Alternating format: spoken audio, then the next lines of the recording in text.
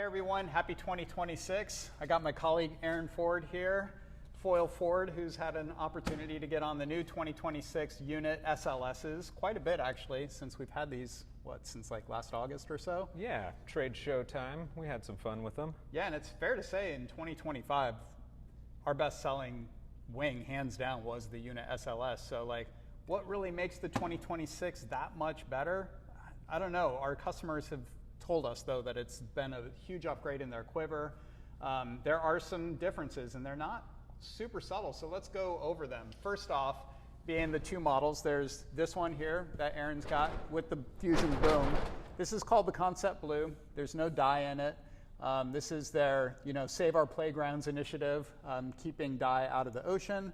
And you can see it with the Fusion boom mounted there. And this one here, the sand colorway, does utilize dye. It's got a darker Pentatex leading edge and center strut. Same Alula section right here in the center to really stiffen up the canopy.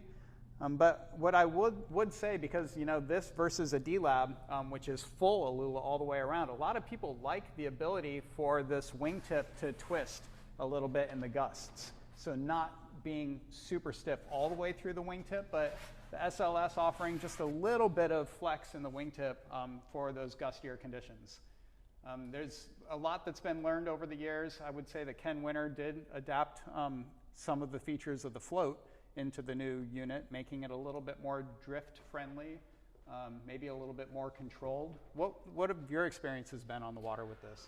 The power and drive upwind for me was great because where the gorge shines is getting upwind and riding that swell. Being able to flag this out comfortably and easily manage the position has been a big game changer for me.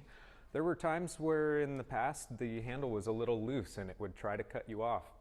Not as fun when you're out there playing, but this has solidified that responsiveness. You can move it where you need it to be and not trip up on it. Yes, it'll be interesting to see what they do for 2026 with the float, because we've heard that they are going to introduce an SLS version. But man, to get any better drifting characteristics than what this Unit SLS already has, it'll be an interesting one. And with that float and float SLS coming out here soon, we'll know a little bit more about it.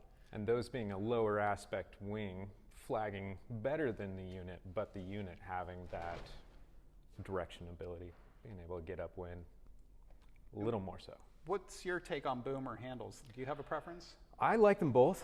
Boom is my home. That's what I learned on. I got to figure out all my hand passes, jibes, tacks, everything a little easier, finding that center position while you're making your hand changes. Mm-hmm. I do a lot of one-handed flight, and in the past, handles you couldn't do that with. Now they've got this longer front handle, so you can park that hand in the back. It's nice and balanced for that one hand. You can rest and then get back at those aggressive jumps or however you want to play. Big one for me is being able to park in that toe side or upwind run where it's comfortable. You're not having to torque your wrist in a weird direction. It's really nice. Yeah, so handles apparently do add a little bit of weight to the wing. I mean, these things, I think they're like 4.4 pounds without handles or boom. So when you add the carbon handles or the boom, you do add a little bit of weight on top of that 4.4, but not much. The boom is going to be lighter because there are fewer screws, and the boom also adds a little bit of stiffness to that center strut, as we've been told by the designer too. But total personal preference, we definitely sell more booms than we do handles, but some people do like the contour and the feel of the handles and the ability to pack it back into the bag, folding it in half.